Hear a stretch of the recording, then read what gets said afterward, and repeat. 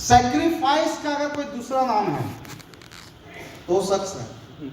Sacrifice मतलब त्याग। त्याग। थोड़ा उनका इंट्रोडक्शन दे देता हूँ। वो घर के इकलौते लड़के हैं। उनके पापा नौकरी करते थे, जॉब कोलकाता में, 70,000 सैलरी थी।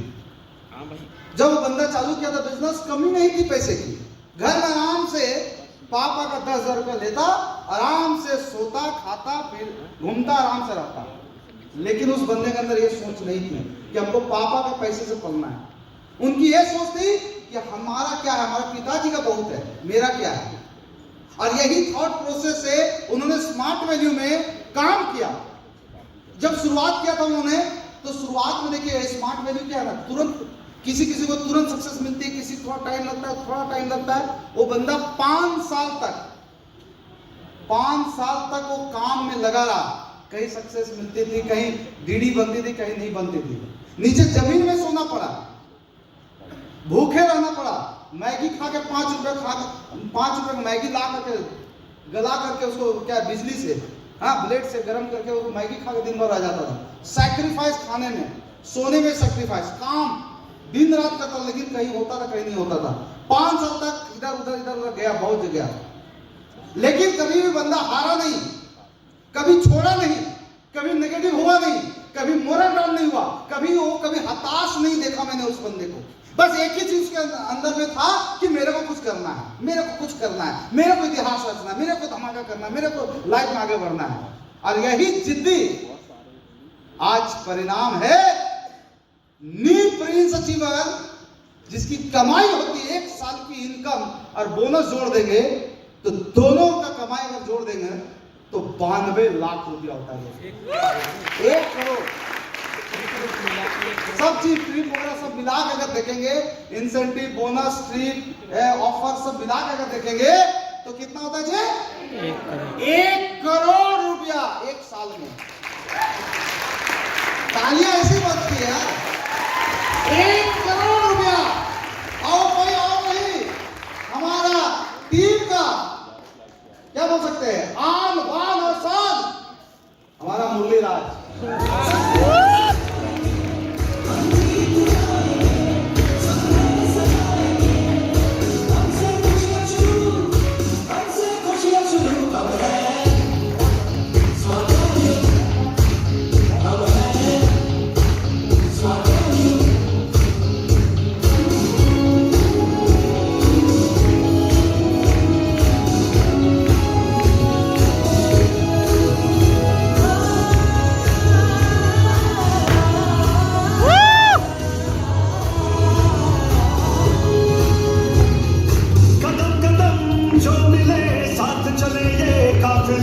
हाथों में हाथ हो तो आसा फिर मंजिल लगे।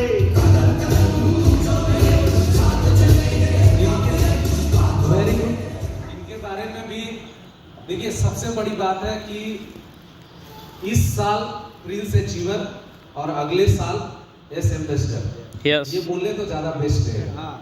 क्योंकि मुझे ऐसा लगता है कि पहली बार हम लोगों की जब मुलाकात हुई, उस समय एक इंसिडेंट, एक ऐसा मोमेंट्स बना हुआ था, उसी समय मुलाकात हुई जब इन्होंने बिट सर्वलेट का बिट के साथ इन्होंने उसी समय एसयूवी खरीद लिया था।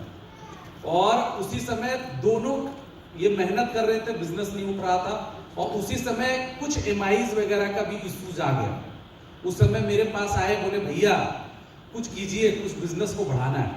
हम बोले ठीक है यार, चलो आओ।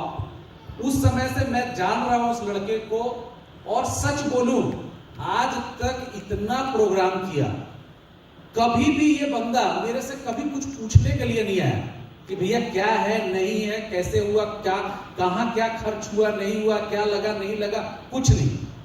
एक ही चीज, भैया आप कर रहे हैं मतलब सही कर रहे हैं। तो बात इस साल की प्रिंस की थी, तो बातचीत हो रही थी, अचानक से पता चला 6 वीक बचा था और 1195 डीडी करीब में चाहिए था। टेंशन बहुत था। लेकिन देखिए, एक चीज होता है कि अगर अपलाइन अगर कोई चीज को कमिटमेंट कर दिया तो ग्रोलाइन भी उसको पूरा कराने के लिए पूरा ताकत लगा देता। तो मैंने, मेरे जो चेयरमैन सर से मेरी बातचीत हो रही थी, वाइस चेयरमैन से, उनसे मैंने कमिटमेंट किया कि उन्होंने पूछा किसका क्या हो रहा है, तो मैंने बोला अमित का सफायर हो रहा है और मुरली का प्रिंस हो रहा है, तो कमिटमेंट मैंने कर दिया। तो अचानक से मैंने इसको फोन किया, भाई तू कहाँ? बोला कि भैया यहाँ पे। बोला यार तेरे को प्रिंस बनना है। तो बोला भैया कैसे होगा? 6 वीक में 1200 टीडी 200 टीडी करके हफ्ते का पॉसिबिलिटी कैसे? हमने हम वो सब कुछ नहीं जानते, कमिटमेंट हो चुका है तो हो चुका। तुम अगर हमको मानते होगे तो इस साल तुम प्रिंस करोगे, नहीं तो हम नहीं जानते, ठीक है? तो बोला भैया अगर ये बात है, आपकी मानने की बात है, तो मुरली राज जरूर प्रिंस बनेगा। इसका यही था कि अगर मानने की बात है आपका, तो इस साल मैं जरूर प्रिंस बनूंगा। ये होता है गुरु को गुरु दक्षिणा, ये होता है गुरु को गुरु दक्षिणा कि एक बार बोल दिया तो 1200 टीडी कैसे होगा ये नहीं होगा। टीम पूरा साथ दिया, चाहे इसका टीम का जो भी है, चाहे माया है, चाहे अजय है, चाहे जितेंद्र जी है, चाहे वो विशाखा है, बहुत सारे लोगों ने सपोर्ट किया। हम बोले इंस्टेंट वे में, बोला भैया आप कमिटमेंट तो कर दिया, होगा कैसे? हम बोले बिल्कुल होगा। अच्छा, फर्स्ट टाइम ऐसा हुआ कि सुबह 8 बजे अगर शिव भैया भी हमको कॉल करते थे तो भी फोन नहीं उठता था, क्योंकि 2 बजे सोते थे तो सुबह उठना पॉसिबल नहीं था। लेकिन फर्स्ट टाइम कि नहीं यार करना है, हम लोग सुबह 8 बजे उठ के जूम मीटिंग करते थे कि नहीं यार तेरा प्रिंस होना चाहिए। और ये प्राउड की बात है कि मेरे लगने से नहीं होगा, अगले का भी सेल्फ इच्छा होना चाहिए। इस हॉल में बैठना हर इंसान को ये सोचना चाहिए।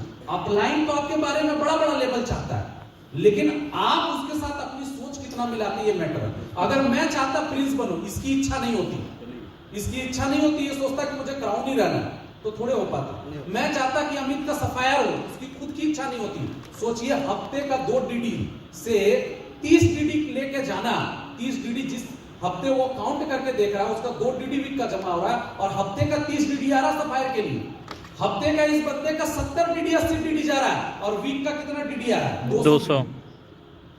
लेकिन भैया कमिटमेंट, आपका कमिटमेंट मतलब मेरा आन बान शान की बात। तो इसका मतलब अपलाइन का भी इच्छा और ग्रोलाइन का भी इच्छा, उसका आज हम तो चाह रहे हैं इस हॉल में कि आप सभी लोगों का डायमंड हो, रूबी हो, सफायर हो, लेकिन आप कितना चाहते हैं ये मैटर करता है। अगर आप मैटर करते हैं तो 6 वीक में भी 1200 जा सकता है, और 2 डीडी से भी 70 डीडी जा सकता है। और वो इच्छा थी, जो मेहनत किया, और उसके साथ साथ इसका टीम माया वगैरह एक दिन में 8 जगह ट्रेनिंग। स्पेशली मैं माया को अप्रिशिएट करूंगा, एक दिन में 8 ट्रेनिंग, मतलब तबियत खराब में भी भाग रहा है, अजय भाग रहा है, एक दिन में 8 एरिया में ट्रेनिंग। सुबह 7 से 8 वहां ट्रेनिंग कर रहा है, 8 से 9 वहां कर रहा है, 9 से 10 वो तो मुरली भैया का जब स्पीच होगा तो बताएगा। और जो इसका हमने तो बोल दिया कि अगर नहीं प्रिंस होगा, मैंने बोला तुम लोग सामने भी खड़े हो जाओगे, मैं नहीं पहचानूंगा, मेरा यही कमिटमेंट है पूरा इसकी टीम के साथ कि भूल जाओ, कोई मीटिंग कोई एलडीसी नहीं होगा तुम लोग के साथ, मेरा टीम अलग तुम्हारा टीम अलग, एकदम पूरा। बोला नहीं भैया ऐसा कभी नहीं होने देंगे, और ऐसा लगा, सब कुछ पॉसिबल हो गया। और सबसे एक और मैं बात बताता हूँ, इस साल हम लोग का एलडीसी करने का 2 जगह का प्रोग्राम था, एक था होटल ताज और दूसरा था सेंट्रम। जैसे ही यहाँ पे सेंट्रम में हमारे मुरली भैया है, यहाँ से पवन, भोजपुरी स्टार पवन सिंह गुजर रहे थे, अभी भी वो यहीं पे रुके हुए, अभी भी वो इन समय भी यहाँ पे है, इसी होटल में इस समय अभी भी मैंने देखा, शायद उनकी शूटिंग चली, आज भी मैं उनको देखा। उसी समय हमको बोला भैया हमको ये प्रोग्राम यहीं पे करना है। हम बोले यार पैसा, बोला कुछ भी लगे लेकिन प्रोग्राम यहीं पे होना चाहिए।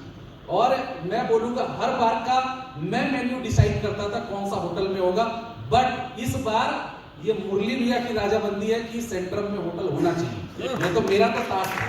तो इसके लिए भी एक जोरदार ताली होनी चाहिए कि हम लोग आज मुरली भैया का सोच के कारण आज यहाँ पे बैठे हुए, ये भी बहुत बड़ी अप्रिशिएट की बात है। और बाकी डेडिकेशन, सवाल जवाब इतने दिन हो गया, सच बोल रहा हूँ, और कभी नजर ना लगे, कभी भी सवाल जवाब नहीं करता।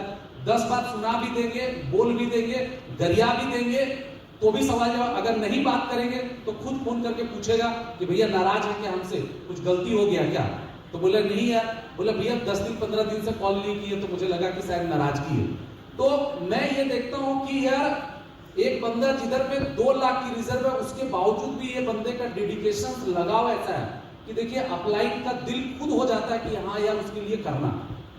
लोग तो अपने पेमेंट साइड में रिलेशन सही नहीं रहने के कारण बिजनेस नहीं उठा पाते। रिश्ता अगर सही रहेगा ना तो बिजनेस अपने आप उठ जाएगा। तो बहुत बड़ी बात है, इनके लिए तो जोरदार ताली बनता ही है।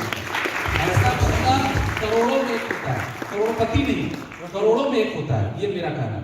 और ये करोड़ों में एक लीडर ऐसा है जो मुझे लगता है कि न्यू प्रिंस अचीवर, शायद रजत सर ही बता पाएंगे, मुझे लगता है कि स्मार्ट वैल्यू में नए अपडेट करने वाले एक लौते प्रिंस अचीवर इस साल स्मार्ट वैल्यू। तो ये बहुत बड़ी बिग टैग लाइन है और आप लोगों को बहुत कुछ सीखने की बात है। और मुरली इंटायर ग्रुप को सैल्यूट है कि आपने 70 डीडी से 200 डीडी बीट का जमा किया, बहुत बड़ा सैल्यूट है। मुरली इंटायर टीम के लिए भी एक जोरदार ताली होगी। अमित का पेमेंट साइड वाले को, क्योंकि नए लोग थे, उनके लिए भी एक जोरदार ताली होनी चाहिए। बहुत बढ़िया, बहुत अच्छा, इसको जारी रखिए सभी लोग। एक बार बिग क्लैप ऑल अचीवर के लिए होनी चाहिए।